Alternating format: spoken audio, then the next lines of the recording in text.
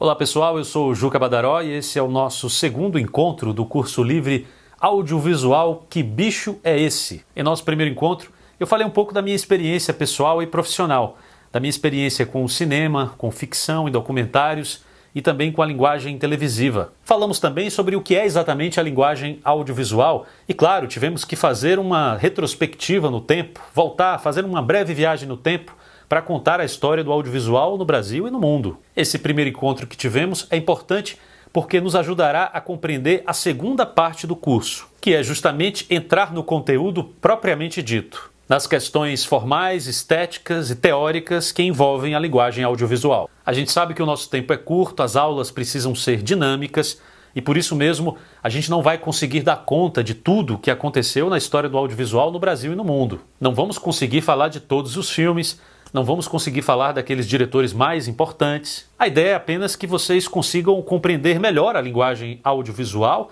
tenham mais familiaridade com ela desde o seu surgimento, lá no final do século XIX, até os dias atuais. E a importância que ela foi ganhando na formação de identidades, na nossa construção cultural, no estabelecimento das nações e das representações sociais. Hoje a gente vai falar dos diversos formatos em que a linguagem audiovisual pode ser expressada, os tipos de filmes que podem ser ficcionais ou documentais, os formatos televisivos e aqueles conteúdos para a internet. E como eu disse, no nosso último encontro, em função da pandemia do coronavírus, a gente teve que se adaptar à linguagem da internet e com isso houve um grande aumento e uma grande procura pelas plataformas virtuais. E este encontro da gente aqui, na verdade, é uma consequência disso, A gente teve que se adaptar a todo esse aparato tecnológico e tudo aquilo que a internet nos possibilita para que a gente conseguisse promover os encontros, ainda que virtuais, e conseguisse dar prosseguimento às nossas vidas, E como eu disse também no último encontro, a gente não pode esquecer nunca que tudo isso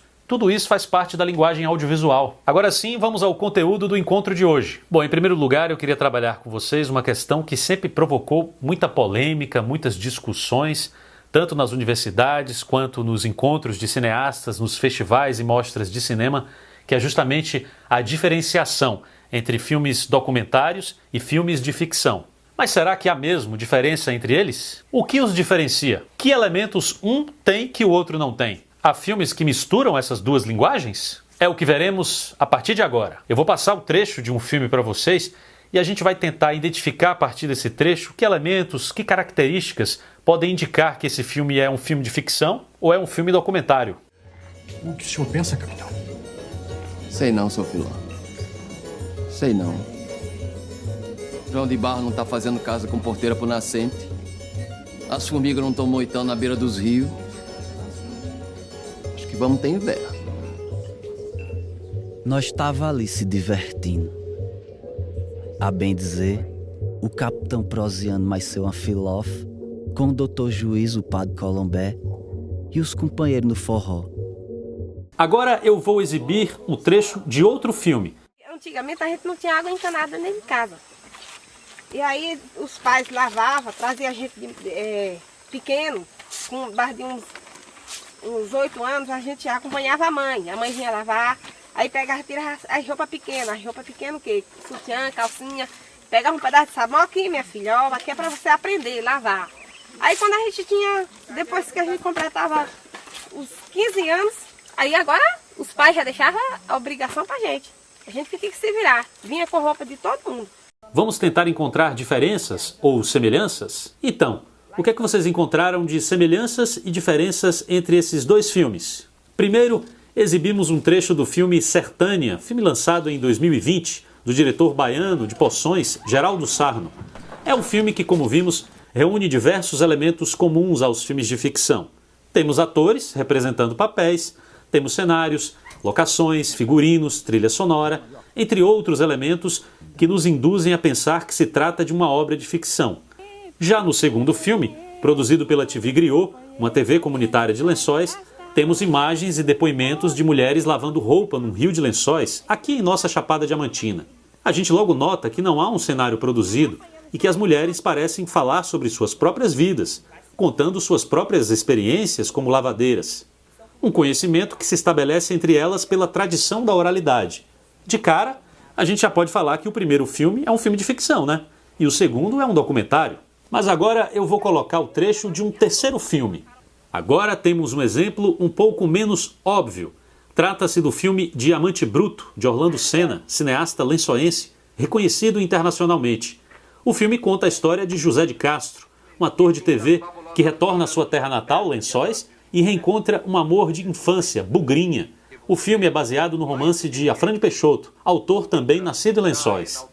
A princípio, podemos acreditar que é apenas um filme de ficção, mas o filme traz diversos elementos do documentário. Isso mesmo, cenários reais, personagens reais, ou seja, entrevistas com os próprios moradores de Lençóis, registro de manifestações reais da cultura lençoense. Há, portanto, uma linguagem híbrida, uma mistura de ficção e documentário. Eu trouxe esse último exemplo para vocês, é só para vocês terem uma ideia de que, às vezes, a gente não consegue fazer uma distinção exata do que seria um filme de ficção e do que seria um filme documental. E, ao meu ver, não há um limite entre a ficção e o documentário. São fronteiras que se entrelaçam, se misturam. Elas, a todo tempo, estão se relacionando, se comunicando, ainda que algumas vezes haja a predominância de uma sobre a outra. Assim como o filme Diamante Bruto, que a gente acabou de mostrar aqui, do Orlando Senna, existem inúmeros, milhares de filmes no Brasil e no mundo que mostram que essa fronteira, essa divisão entre ficção e documentário, ela é completamente subvertida. A palavra documentário, ela começou a ser utilizada nos anos 20 do século passado e ela carrega em si as marcas de sua própria significação, porque é uma palavra originalmente utilizada pelas ciências humanas para dar conta de provas, de documentos que seriam capazes de reforçar e de restituir um passado, de afirmar que houve um passado em determinado tempo, em determinado espaço. E até hoje, quando a gente fala em documentário, é essa significação primeira que vem em nossa mente. Essa significação lá dos anos 20, dos anos 30 do século passado, de que um filme seria também uma prova para as ciências históricas. Mas o que veremos é que as coisas não são tão simples assim, e os documentários, essa suposta prova do passado, os filmes documentais, eles foram ganhando novas formas, ganhando novos formatos e novas possibilidades dentro do cinema. Vamos agora dar um exemplo clássico do cinema que nos mostra que não podemos fazer uma distinção radical entre documentário e ficção. Vejamos o caso do filme Nanook, o Esquimó, um filme de 1922, que nos diz muito sobre o real e o ficcional. O diretor Robert Flahet chega à Baía de Hudson no início da década de 1910 em uma expedição e ele decide filmar o dia a dia de uma comunidade esquimó, mais precisamente de um caçador, o Nanook, e a sua busca por comida para alimentar sua família diante de condições agressivas do meio ambiente. Mas quando o diretor volta a Toronto, todo o material gravado é perdido em um incêndio na mesa de edição do filme. E o que é que o diretor faz? Ele decide voltar ao lugar onde ele esteve e ele refaz o filme, dirigindo os esquimós. Ele refaz o filme encenando a própria realidade.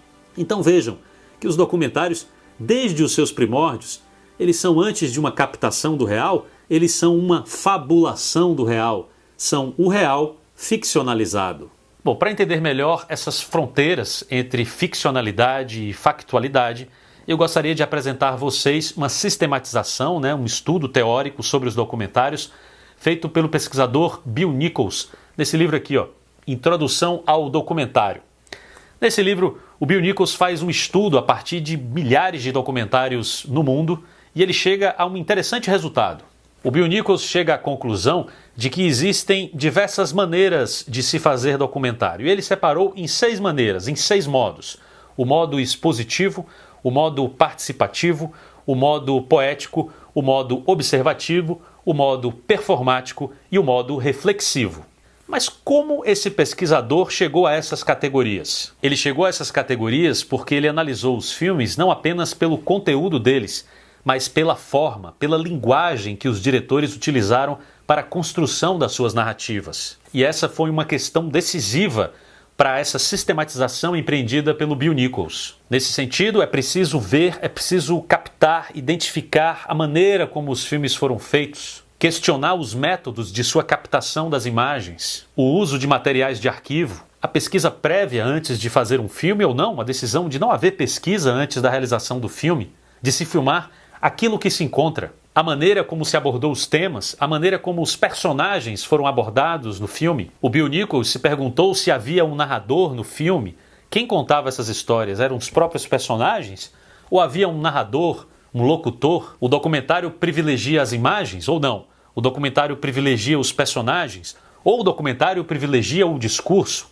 É preciso identificar essas escolhas do diretor para conseguirmos entender melhor as suas intenções. A gente precisa pensar em todas essas questões quando a gente toma a decisão de filmar alguém, de filmar alguma comunidade, de filmar algum conteúdo, algum tema. Antes de pegar na câmera ou de pegar no celular e sair filmando, a gente precisa refletir sobre aquilo que a gente vai filmar. Isso faz parte da própria concepção do filme. E esse processo se dá antes da filmagem, é claro.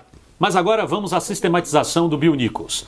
O primeiro modo que vamos abordar é o modo expositivo, uma forma de fazer documental, segundo a qual o cinema pode ver o mundo real e dizer uma verdade sobre isso. São os filmes que apresentam, filmes que mostram, filmes que descrevem e narram histórias verídicas, como, por exemplo, os filmes da National Geographic. Na maioria dos filmes expositivos, temos como recurso predominante a voz de Deus. Em 2014, o maior surto de ebola da história assolou o oeste africano. Essa voz off, que enuncia o saber sobre a imagem, cria relações entre as imagens, extrai conclusões, deixa mensagens no final do filme, deixa uma moral, constrói posições ideológicas. Esse é o modo utilizado, por exemplo, pela televisão, por meio das reportagens televisivas. O repórter, como a gente sabe, ele vai em busca de um fato, escreve um texto sobre aquilo que ele encontra, grava uma narração, faz entrevistas e ele descreve essa realidade a partir dessa junção entre aquilo que ele vê com os depoimentos que ele recolhe. O modo expositivo, portanto, é a linguagem que predomina nas produções televisivas. Já no modo observativo, a voz off dá lugar ao silêncio do ambiente. O modo observacional ele possui um tipo de câmera que não incide sobre o real e que se dedica a narrar a partir dos detalhes da intimidade vivida com a personagem. A impressão que temos é de que o cineasta não está interferindo, ele não está impondo sua visão no filme. Ao assistir documentários observativos, somos convidados a nos aproximar daquela história contada, esquecendo que aquilo é um filme e que de alguma forma o cineasta e sua equipe interferiram na realidade para captá-lo. Em geral, nesses filmes, temos planos longos, takes longos e poucos cortes. O brilhante Ustra para o Brasil, acima de tudo. Ficou muito claro para a sociedade brasileira qual é a aliança pelo impeachment. No filme de modo participativo, vemos como o cineasta e as pessoas que representam seu tema negociam um relacionamento, como eles interagem, que formas de poder e controle entram em jogo e que níveis de revelação e relação nascem dessa forma específica de encontro. O cineasta quer lembrar constantemente aos espectadores do filme, nós, que existe um processo de captação e que há uma equipe de cineastas que vai influenciar aquela realidade, porque eles interferem nela. Por isso, participativo. Todos os 49 anos eu passei aqui sem nunca mudar do prédio. Por exemplo, se eu sou homem e estou com uma mulher do lado, eu não vou olhar para outra que está passando ali e fico encarando. Né? Ela afirma que eu olho para as mulheres na rua. Olha. O documentário de modo poético, ele reúne fragmentos do mundo de modo poético, como o próprio nome já diz, e de maneira muito abstrata. O documentário poético tem uma preocupação com a estética e com a subjetividade. Ele valoriza os planos e as impressões do cineasta a respeito de determinado tema abordado. A imagem é tratada de maneira metafórica, nunca realista. São documentários que dão mais destaque a uma dimensão plástica, visual, de maneira que as imagens consigam provocar mais sensações, afetos, impressões, do que necessariamente transmitir uma narrativa com uma finalidade objetiva, um argumento, ou até mesmo construir um enredo sobre alguém ou sobre algo.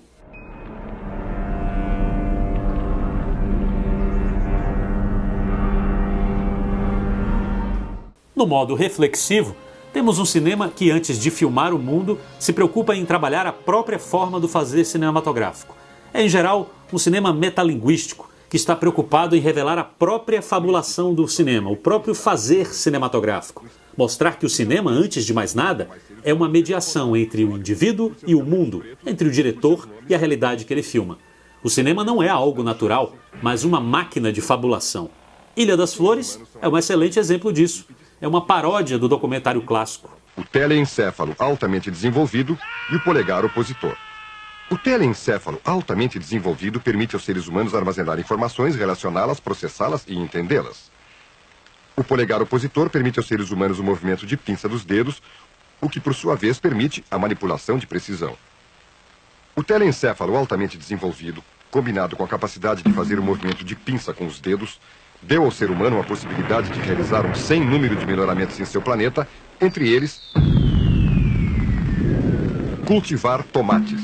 No modo performativo ou performático, o sujeito que filma assume a cena, protagoniza suas histórias, expõe seu corpo e o processo dos seus pensamentos. Esse tipo de filme faz um desvio da ênfase que o documentário dá à representação realista do mundo histórico para as licenças poéticas, para as estruturas narrativas menos convencionais e formas de representações mais subjetivas. Ele pode ser chamado também de cinema experimental. Esse filme de 1989, Línguas Desatadas, de Marlon Higgs, é um grande exemplo disso.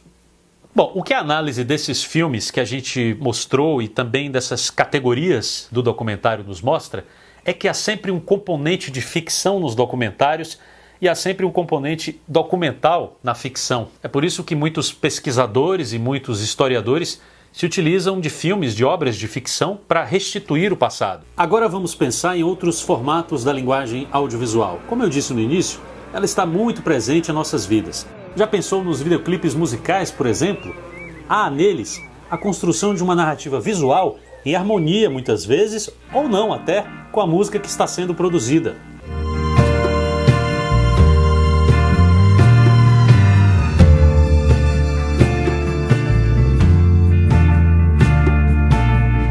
As chaves que servem a ti, as portas que abrem pra mim.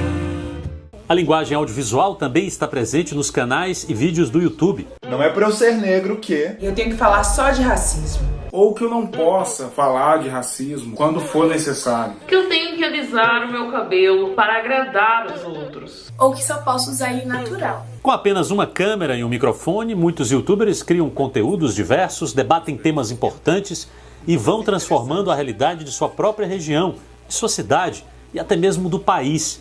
Vejamos o exemplo deste canal produzido por jovens de Lençóis.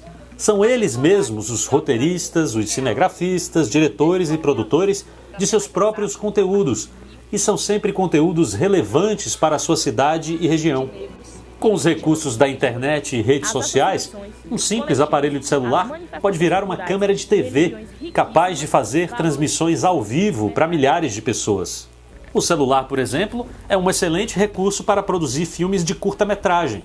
Os curtas são filmes com no máximo 15 minutos de duração, mas que em pouco tempo conseguem contar uma história, passar uma mensagem ou até mesmo fazer uma denúncia social.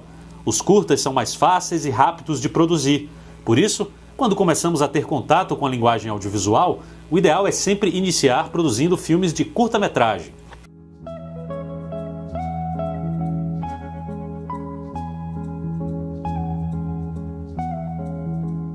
Gente, é isso que eu gostaria de trazer para vocês nessas duas primeiras aulas. Elas são como uma introdução para o nosso próximo e último encontro. Este será ao vivo e será uma oportunidade da gente tirar todas as dúvidas de questões, de temas que foram abordados nessas duas últimas aulas. Então eu peço a vocês que façam seus apontamentos, anotem as questões, as dúvidas, para que a gente possa conversar e tirar todas as dúvidas no próximo encontro. Eu espero você. Até lá!